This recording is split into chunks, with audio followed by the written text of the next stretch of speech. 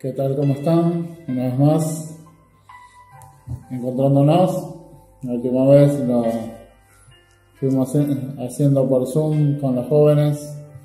Pasaron un audio por ahí, se escucha medio mal, pero bueno. Y bueno, pensamos en compartir algo que por ahí uno charla y veíamos así durante el día. Y que venía pensando hace un par de días ya, un par de semanas, esto de ver que a las personas a veces les cuesta mucho el tema del cambio de rutinas o el cambio de algunas costumbres, algunos hábitos. Es llamativo ver cómo hace un tiempo atrás, solamente unos meses atrás, ninguno de nosotros podía imaginar que el mundo entero, no estamos hablando de una región, un país, una ciudad, sino el mundo entero iba a estar usando mascarillas para protegerse y uno más o menos, ¿no? Siempre hay alguno que tiene su forma de pensar distinta, pero más o menos uno ve a toda la gente protegiéndose con esas mascarillas y con distintos elementos de protección. Y esto era algo que nosotros no teníamos incorporado en nuestra cultura. De hecho, en el mundo no es algo que estaba incorporado, ¿no? Y solamente algunos países que están acostumbrados a enfrentar mucha contaminación, algunas enfermedades, están más acostumbrados por la población densa que tienen a usar mascarillas. Pero nosotros no es el caso nuestro, ¿no? Y educar a las personas y enseñarles a guardar un hábito cuesta tiempo, pero es claro que podemos aprender cosas. Esto nos ayuda como algo práctico a darnos cuenta de que las cosas se pueden transformar, se pueden cambiar, y que si algo no nos está costando cambiarlo, está siendo difícil cambiar, nosotros tenemos que mirar dos cosas. Primero, si realmente tenemos interés de cambiar eso que tenemos que cambiar, porque si no hay un interés genuino, si no hay un deseo y si no hay una decisión firme de cambiar un hábito, ese hábito de ninguna manera va a cambiar, ¿no? Por arte de magia. O sea que tenemos que tener el deseo, tenemos que tener el interés de hacerlo. Pero ¿qué sucede cuando uno se enfrenta a otras situaciones, ¿no? Como el hecho de la exposición del mensaje de la palabra, ¿no? Y uno ver que durante años y años y años, más o menos, uno predica lo mismo, ¿no? Porque hay un solo mensaje. Si bien hay muchas enseñanzas dentro de ese mensaje, pero hay un solo mensaje y una sola dirección, hay un solo camino y de una manera o de otra uno lo va expresando, pero no, esto no cambia, ¿no? Y uno dice, ¿por qué nos cuesta tanto cambiarlo entonces? ¿Qué es lo que sucede? ¿Qué es lo que le sucede a la iglesia cuando escucha la palabra y no cambia? Y ahí nos metemos en un terreno bastante complejo, ¿no? Porque por un lado tiene que ver con el simple hecho de escuchar algo, lo cual presto atención o no presto atención, y lo incorporo o no lo incorporo. Entonces tiene que ver con un tema de si me interesa o no me interesa lo que Dios está diciendo, ¿no? Si me interesa o no me interesa. Y si lo creo o no lo creo. Porque en realidad los cambios se dan cuando hay una transformación en el sistema de creencias. Cuando uno cree que algo es nocivo, como por ejemplo el hecho de esta enfermedad que estamos atravesando, cuando vemos que algo puede ser nocivo para nuestra salud o para la salud de otras personas, y nosotros creemos, nos convencemos, enseguida tomamos decisiones, ¿no? Y empezamos a respetar y a adaptar a nuestra vida cotidiana distintas cosas, distintos hábitos que antes no teníamos. Pero ¿qué pasa cuando yo no tengo un tema de fe, no de creencia, sino que parece que escucho algo, yo lo creo que es así y quiero cambiarlo y no puedo cambiarlo? Bueno, la palabra nos enseña que también hay otra cosa que incide en la falta de cambio del hombre, que es el reino de las tinieblas, ¿no? Y que es una oposición espiritual y a veces una ceguera espiritual, ¿no? Donde uno parece que nunca termina de entender y nunca termina de ponerse de acuerdo y nunca termina de creer y nunca termina de aceptar, y es simplemente por momentos, por instantes que tengo en claro las cosas. Entonces ahí es donde nosotros tenemos que prestar atención a lo que tiene que ver con hacer una batalla espiritual, ¿no? Y bueno, esto sucede, esto nos pasa, esto sucede, pero lo cierto es que, como veníamos hablando hace ya un tiempo, la Iglesia tiene la oportunidad de cambiar. Nosotros, la Iglesia de Cristo, no solamente tenemos la oportunidad de cambiar, sino que tenemos la responsabilidad, el deber de cambiar. No podemos continuar viviendo de la misma manera en la que vivimos. Esto es algo claro, es algo real, es algo donde Dios fue muy claro con nosotros y es muy claro con nosotros, en que algunas cosas tenemos que revisar, unas cuantas cosas tenemos que revisar, y tenemos que empezar a sacar algunas costumbres, algunas malas costumbres, algunos malos hábitos de nuestra vida, y incorporar otros hábitos completamente distintos que tienen que ver con lo que nos enseña la palabra y lo que tiene que ver con el reino de Dios, ¿no?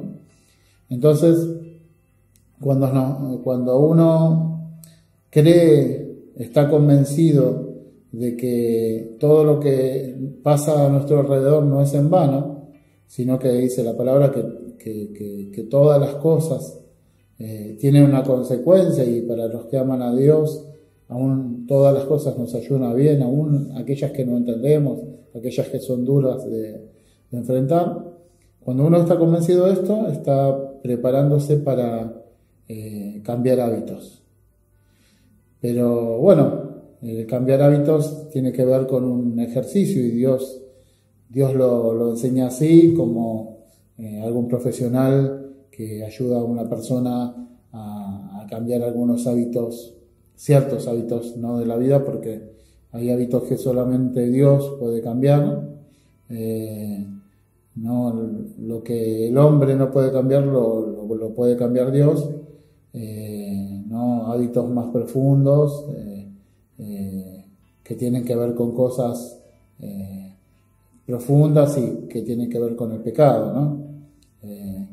Una persona no puede dejar de ser un asesino del día a la mañana si no es por el poder de Dios, ¿no? Si no es que Dios no interviene, sino es que Dios no lo convence, no lo cambia, no lo transforma, cambia su manera de pensar, esa persona se arrepiente y empieza a vivir completamente de una manera distinta.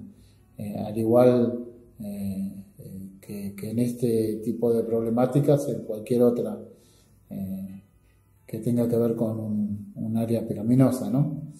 Entonces, nosotros podemos tomar del consejo de la palabra algunos pasos. Yo anoté ahí algunos 7 pasos para ser exitoso, ¿no?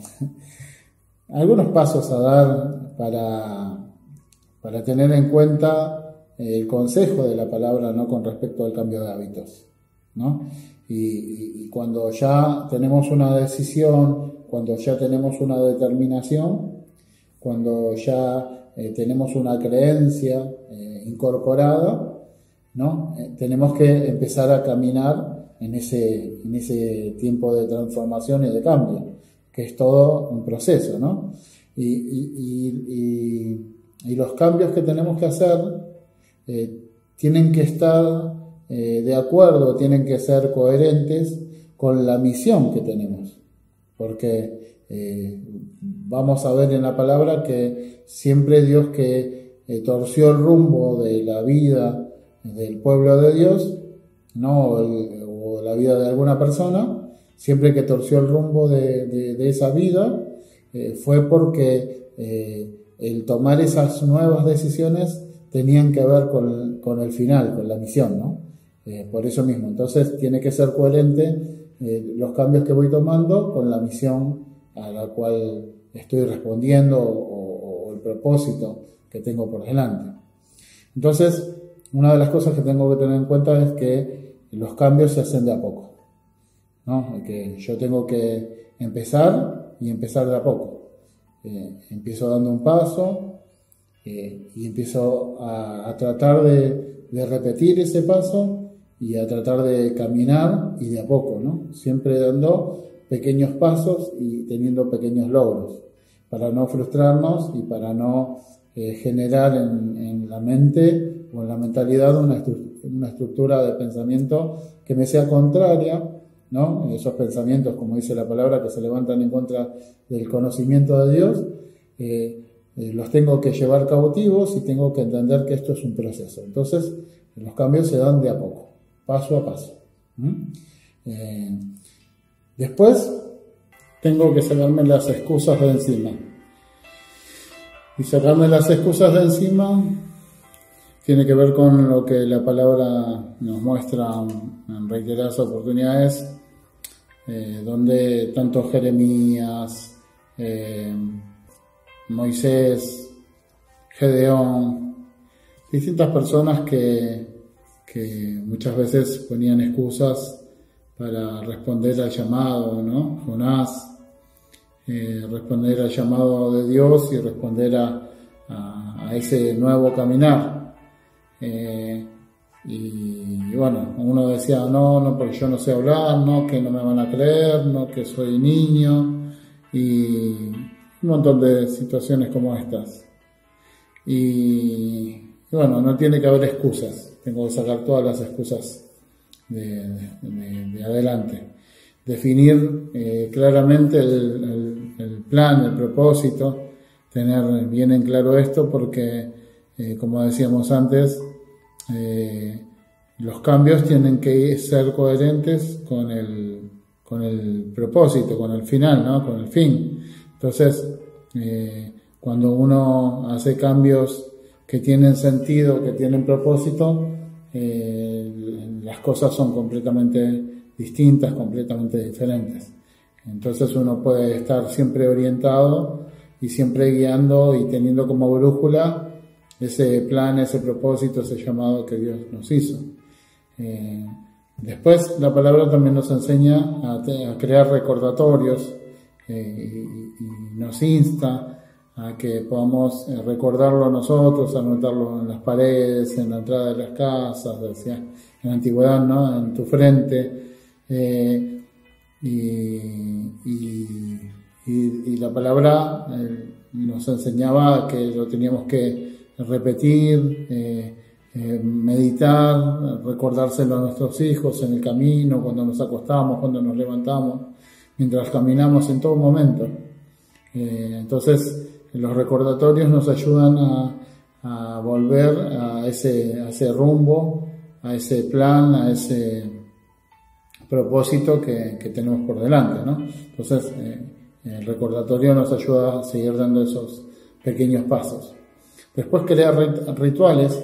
Dios llenó de rituales a su pueblo, y los rituales no eran para salvar a las personas, no eran algo que tenía que ver con cumplir eso para poder entrar al cielo, sino que el ritual lo que hacía es mantener a la persona cerca de la mentalidad, cerca de la fe, ¿no? De ser razonable con la relación y con la vida que estaba llevando adelante. Entonces, aquellas cosas que a veces hacemos, como por ejemplo escuchar música, leer la palabra, estudiar la palabra, ciertas cosas que hacemos a veces, reunirnos, ¿no? Esas cosas nos sirven no para salvarnos, repito, sino para esos hábitos nos ayudan a poder tener en claro y recordar por qué estamos haciendo las cosas y para qué estamos haciendo las cosas, ¿no? Cuando uno le da gracias a Dios aún por los alimentos o ofrenda o hace algo así, no lo hace para poder ganar el favor de Dios, sino para reconocer a Dios, no para volver en sí y decir, bueno, Dios, vos sos el que me provee de todas las cosas y yo te reconozco y te doy gracias, y bueno, y eso nos ayuda. Si no lo hacemos, nos va a ser más difícil a veces, porque somos muy de tratar de independizarnos enseguida, nos va a ser muy difícil recordar que Dios está en cada detalle, y bueno, y esto nos ayuda al cambio y a caminar. Después, la palabra también nos enseña a controlar el proceso, ¿no? A que Dios lo controle, a que otras personas controlar en el sentido de seguirlo, ¿no? Que otras personas puedan ser parte de ese proceso y que podamos también nosotros evidenciar delante de Dios y decirle a Dios, Dios, examiname, como decía el salmista, examiname y mira si en mí hay cosas que tienen que ser cambiadas. Y el ir controlando el proceso y viendo los avances nos lleva a reconocer las cosas que pudimos lograr y las cosas que no, y con las cosas que pudimos lograr celebrarlas, ¿no? Es importantísimo celebrar las victorias, las conquistas, celebrar los pequeños avances. El pueblo de Dios era un pueblo que le gustaba mucho celebrar y bueno, y celebraba cada victoria, cada avance, cada encuentro con Dios, y lo tenía muy grabado. Así que es importante es celebrar cada una de estas cosas. Y así, cuando nosotros empezamos a tomar conciencia de que nos es necesario tener un cambio, podemos ver algo que quiero compartirles a través de la palabra y a través de la vida de Jesús. Algo que era el eje, que era la brújula, que era la guía para Jesús. Y en el capítulo 4, versículo 1 del libro de Mateo, dice que entonces Jesús fue llevado por el Espíritu al desierto, para ser tentado por el diablo. Dice, después de haber ayunado 40 días y 40 noches, tuvo hambre, y vino a él el tentador y le dijo, si eres hijo de Dios, di a estas piedras que se conviertan en pan. Y él respondió y dijo, escrito está, no solo de pan vivirá el hombre, sino de toda palabra que sale de la boca de Dios. Entonces el diablo le llevó a la santa ciudad y le puso sobre el pináculo del templo y le dijo, si eres hijo de Dios, échate abajo, porque escrito está, a sus ángeles mandará cerca de ti, y en sus manos te sostendrán para que tu pie no tropiece en piedra. Y Jesús le dijo, escrito está también, que no tentarás al Señor tu Dios. Otra vez le llevó el diablo a un monte muy alto, y le mostró todos los reinos del mundo y la gloria de ellos. Y le dijo, todo esto te daré si postrado me adorares. Entonces Jesús le dijo, vete, Satanás, porque escrito está, al Señor tu Dios adorarás, y solo a Él servirás. Y el diablo entonces le dejó, y aquí vinieron ángeles y le servían. Jesús, que es la máxima autoridad y el máximo ejemplo que tenemos,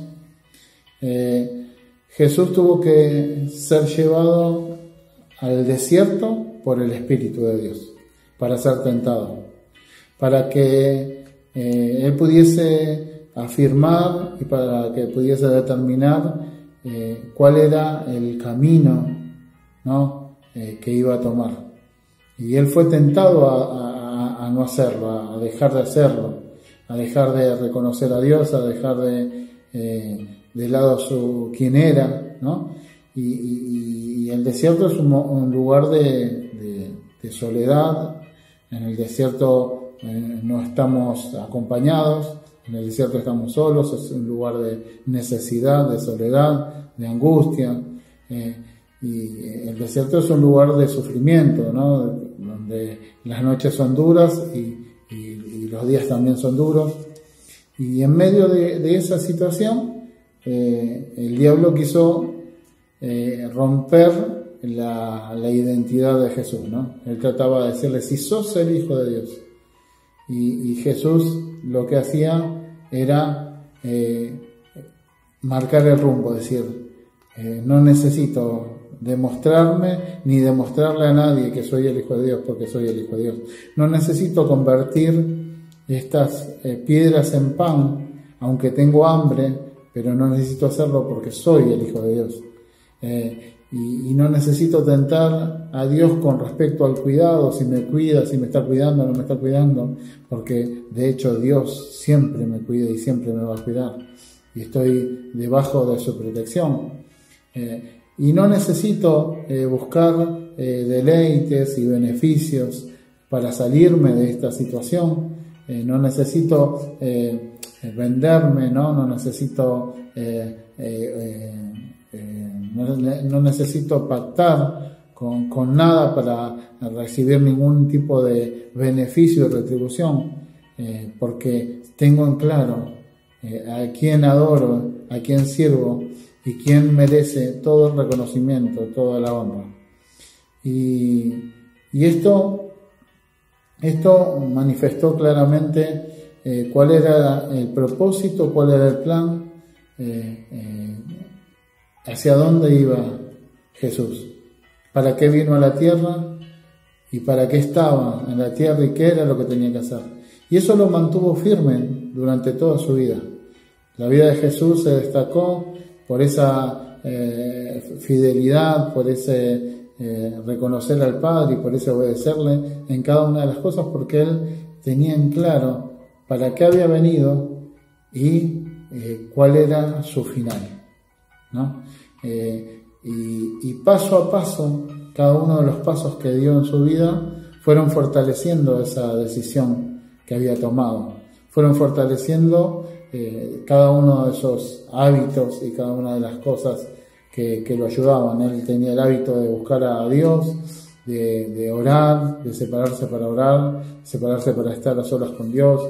Él tenía el hábito de ser sensible a la necesidad de la gente y estaba constantemente rodeándose de situaciones que lo ayudaban a caminar en el rumbo que tenía que caminar, ¿no? De venir a traer justicia, de venir a salvar a la humanidad, de venir a sacar a los presos de la cárcel, de venir a sanar a los enfermos, de venir a bendecir a todas las personas que estaban oprimidas, y así lo hizo Jesús. Entonces nosotros tenemos que saber que así como Jesús, nosotros también a veces somos llevados por el Espíritu de Dios al desierto. Y ya sea que este puede llegar a ser un desierto para toda la iglesia de Cristo, no para la congregación nuestra, sino para la iglesia de Cristo en el mundo, esta puede ser una situación de desierto, una situación de soledad, de necesidad, una situación difícil, una situación dura, donde se pone en juego nuestra identidad como iglesia, donde se pone en juego todo lo que creemos y todo lo que somos.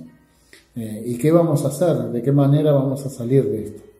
Entonces, si en medio de esta situación de desierto, nosotros nos olvidamos de quiénes somos, y sí, fácilmente vas a caer en cualquier cosa. Si vos te olvidas de cuál es tu llamado, cuál es tu propósito, de quién sos, para qué estás y qué es lo que tenés que hacer, por más que estés ahora en el desierto, seguís siendo quien sos y seguís siendo parte de un reino, de un propósito. Y lo único que va a pasar con esta situación es que se van a afirmar en vos tu identidad y tu propósito. Entonces, si nosotros tenemos eso en claro, no vamos a terminar viendo en internet cualquier pavada, distrayéndonos o dañando nuestra vida, o no vamos a terminar gastando nuestro tiempo en la nada y sintiéndonos que no somos parte de la iglesia ya, porque no nos congregamos, porque no nos reunimos. Eso lo hace una persona la cual fue atacada en su identidad y está rompiendo la esencia de quién es. Porque por más que estemos interrumpidos de congregarnos, de estar juntos, de tener nuestras reuniones, ¿no? Los rituales, no se nos terminó la vida. Seguimos teniendo el mismo propósito, seguimos teniendo el mismo llamado, y es más, tenemos que prepararnos y estar atentos para ver cómo salir de todo esto y a ver qué Dios nos dice en medio de este desierto, qué cosas tienen que ser transformadas, qué cosas tienen que ser afirmadas, qué cosas tienen que ser de una manera completamente diferente.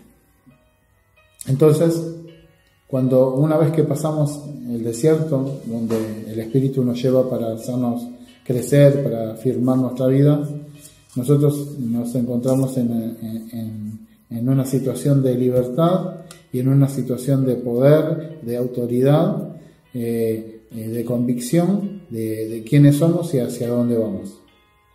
Así tenemos que salir de esta situación. De esta manera tenemos que salir.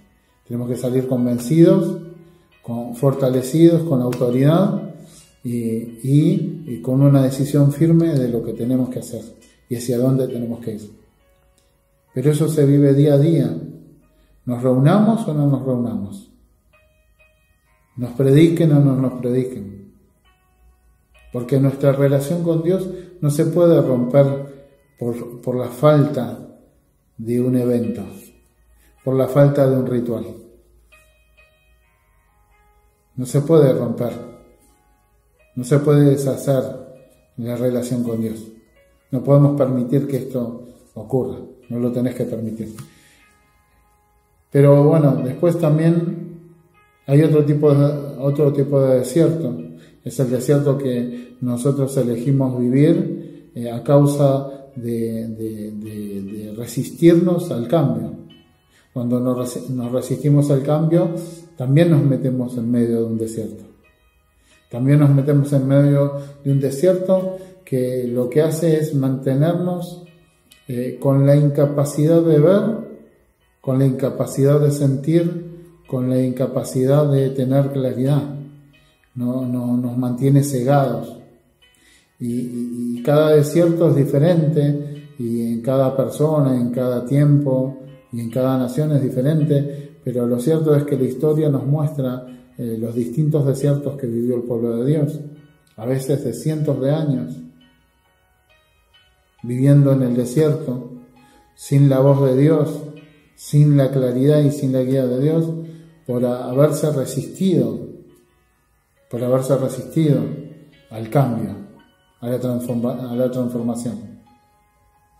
Pero esto no es porque Dios nos castigue, ¿eh? Esto no tiene que ver con esa ideología de que si no obedeces Dios te castiga. No.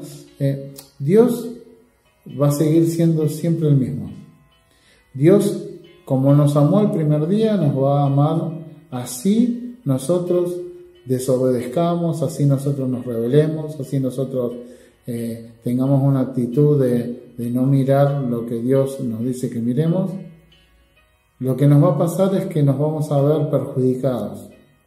Lo que nos va a pasar es que vamos a tener una consecuencia de todas aquellas acciones y de todas aquellas actitudes. Pero el amor de Dios no cambia, la bondad de Dios no cambia, la paciencia de Dios no cambia. Dios es eterno, a Dios no se le acaba el tiempo. A los que se nos acaba el tiempo es a nosotros. Nosotros somos los que tenemos ese tiempo contado hasta que entramos en la dimensión de la eternidad, hasta que empezamos a vivir la eternidad. Entonces, cuando nosotros nos resistimos al mover de Dios, al obrar de Dios, experimentamos también un desierto. Y muchas veces el no cambio de la iglesia, y no hablo de la congregación nuestra solamente, sino de la iglesia en el mundo, el no cambio se debe a esto, ¿no? Se debe a que muchas veces experimentamos el desierto por la ceguera que tenemos, porque nos resistimos al tiempo del cambio, porque tuvimos la oportunidad, no cambiamos, y después vaya a saber Dios cuándo vamos a volver a tener otra oportunidad de cambiar como generación, de cambiar como personas, como iglesia, como cuerpo de Cristo. Lo cierto es que, como veníamos hablando, el mundo no nos puede encontrar de la misma manera. Seríamos locos si nos conformamos a que nos encuentre de la misma manera o de una manera peor todavía, todos apartados, haciendo cada uno cualquiera, porque ya como no me congrego, no tengo que rendir cuentas a nadie, no estoy lejos de mi líder, no saben lo que veo, lo que hago, lo que digo, con quién estoy, no importa, no debemos caer en estas cosas. Tenés que acordarte de quién sos, porque cuando te acordás de quién sos, podés encaminar tu vida, y de a poquito, dando un paso y otro paso y otro paso, y tomando decisiones sabias de acuerdo al consejo de Dios, vamos a poder avanzar y vamos a poder lograr presentarnos de una manera completamente diferente. Dice la palabra que las personas pasan y las naciones pasan a veces por desiertos, y la iglesia pasa por desiertos, pero una vez que tuvo la oportunidad de enfrentar el desierto en el que el Espíritu nos mete, y no cambiamos, no nos determinamos, y nos metemos nosotros en otro tipo de desierto, un desierto de incertidumbre,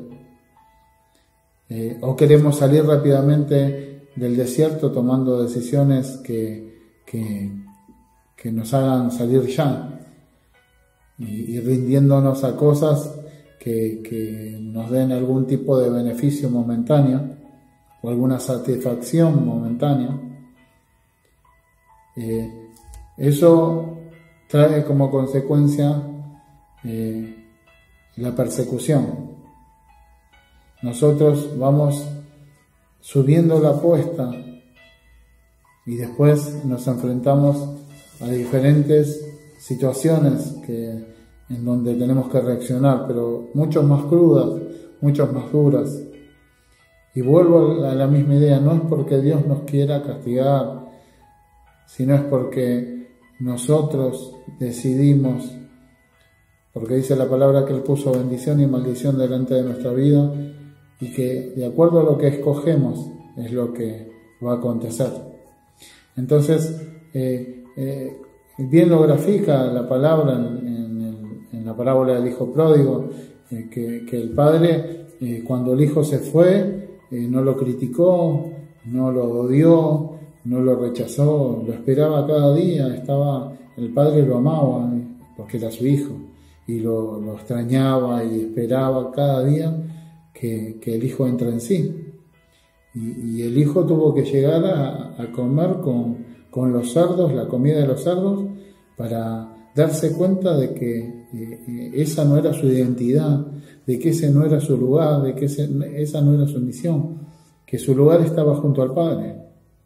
Y cuando volvió el Padre y se arrepintió y volvió el Padre lo estaba esperando y lo abrazó. Ahora, todo lo que vivió el hijo pródigo y todo el sufrimiento y la humillación, no era el padre que lo estaba humillando, no era el padre que lo estaba castigando. La consecuencia de sus propios actos lo llevaron a la situación que lo llevaron. Por eso tenemos que entender cómo es Dios, cómo es su gracia, cómo Él se manifiesta, pero cuáles son las reglas, ¿no?, de tener la capacidad de decidir, de tener la capacidad de determinar qué tipo de vida queremos tener. Entonces, acá es donde nosotros, la Iglesia de Cristo, tenemos que reaccionar.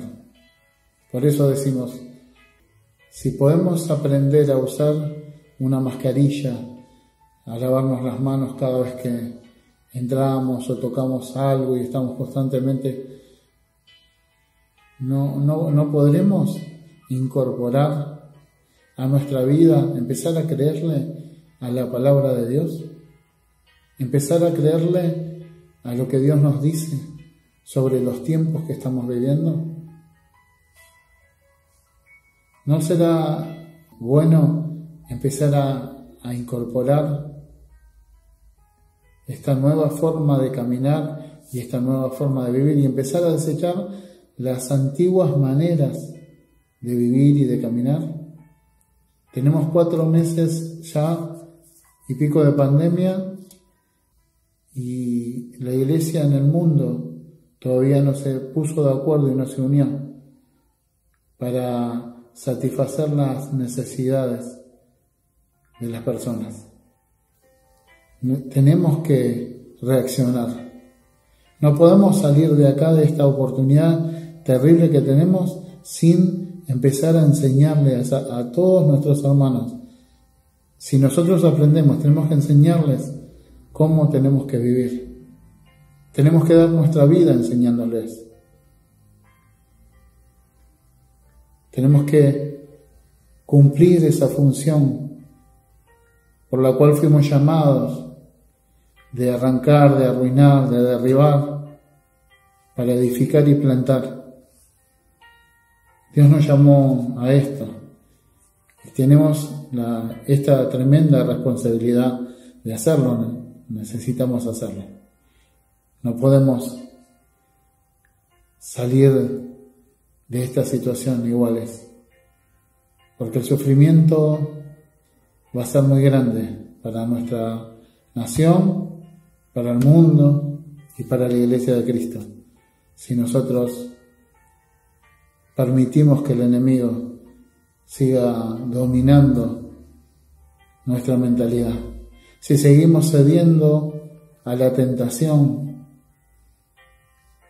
de ser reconocidos porque tenemos una falta de identidad, si seguimos cediendo a la tentación del temor, de creer que Dios no tiene cuidado de nosotros.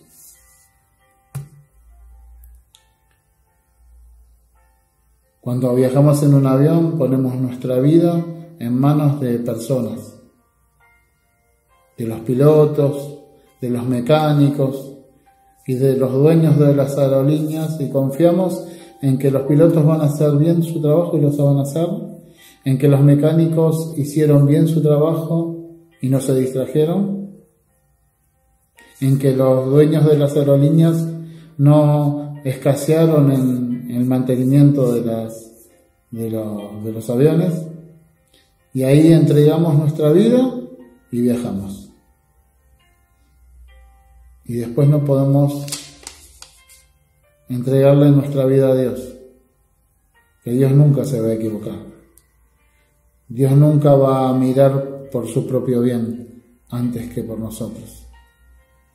Dios nunca va a distraerse. Y sin embargo, es claro que muchas veces no creemos que sea así. No creemos que sea de esa manera. Muchas veces no creemos que Dios no va a dejar que nuestro pie tropiece en piedra. Y muchas veces cedemos a la tentación de probarlo, a ver si me vas a cuidar, a ver si me vas a cuidar acá, a ver si me estás cuidando acá, a ver si me estás cuidando allá. ¿Y cómo no te va a estar cuidando? Cuando tu identidad es sólida, y cuando tu fe es firme, y cuando el propósito ya está planteado y está establecido, tu vida no se va para ningún lado. Así que tenemos que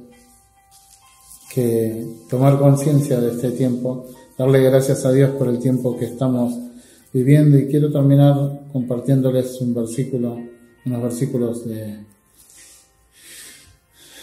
libro de Lucas, capítulo 3, versículos del 8 en adelante. Juan el Bautista hablando, antes de bautizar a Jesús, estaba declarando y dice: haced pues frutos dignos de arrepentimiento, y no comencéis a decir dentro de vosotros mismos: tenemos a Abraham por padre, porque os digo que Dios puede levantar hijos a Abraham aún de estas piedras. Y ya también el hacha está puesta a la raíz de los árboles. Por tanto, todo árbol que no da buen fruto se corta y se echa en el fuego. Y la gente le preguntaba diciendo: ¿entonces qué haremos?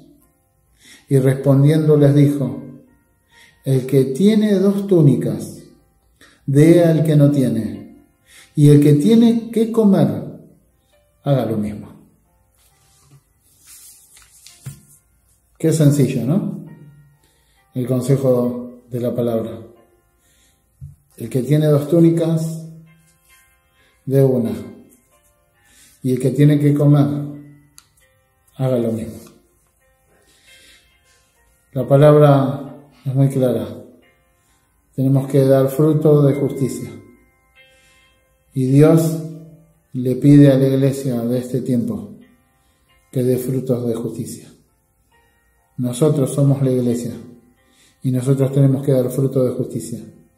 Y no solamente dar fruto de justicia, sino que enseñarle a nuestros hermanos, hacerlos reaccionar, rogarle a nuestros hermanos que también den frutos de justicia, porque para eso fueron llamados, que salgan de la distracción en la que están, que se arrepientan de donde cayeron, que se vuelvan de donde se apartaron, que vuelvan a los brazos del Padre, porque el Padre los está esperando. Y no los va a rechazar, sino que los está esperando para hacer una gran fiesta y para volver a grabar en su vida ese sentido de identidad, que vos sos mi hijo, y ponernos el anillo y ponernos la capa y darnos esa posición y esa autoridad que nos dio Él, devolvernos ese lugar que nos fue robado y que nos fue quitado o que cedimos. Bueno, que Dios los bendiga y seguimos, si Dios quiere, seguiremos compartiendo en próximos videos.